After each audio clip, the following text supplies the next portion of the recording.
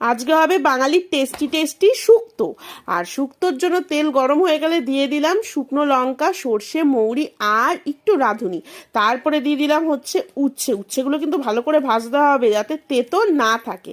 তারপরে দিয়ে দিলাম কাঁচা কলাটাও ভালো করে ভেজে নিলাম। কাঁচা কলা ঠিকঠাক ভাজা হয়ে গেলেই দিয়ে দেব আলু আর গাজর। দেখো গাজর দিয়েছি কেন বলো তো, প্রক্সি হিসাবে, সেটা হচ্ছে মূলোর সাবস্টিটিউট হিসাবে গাজর। মূলো নেই কি আর করবো, গাজর দিয়েই কাজ চালিয়ে নিলাম। ভালো করে ভাজা হয়ে গেলে তারপরে দেব বেগুন আর সজনের ডাঁটা।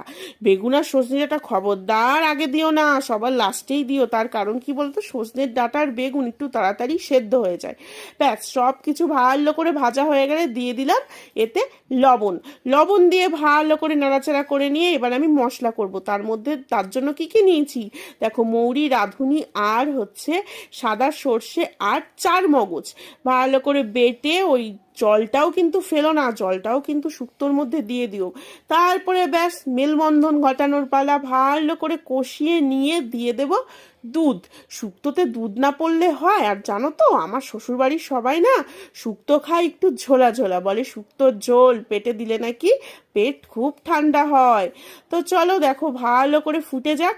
ফুটে গেলে তারপরে কি দেব, শুক্তো যেটা ছাড়া একদমই সম্পূর্ণ না, সেটা হচ্ছে বড়ি ভাজা দিয়ে। বড়ি আবার বেশিক্ষণ দেয়া যাবে না, তার কারণ কি বলতো, বেশিক্ষণ যদি বড়ি ফোটে ঝোলের মধ্যে, বড়ি আর দেখা যাবে না, খুঁজেই পাওয়া যাবে না, কারণ হাতের বড়ি না তো, এটা তো হচ্ছে কেনা বড়ি।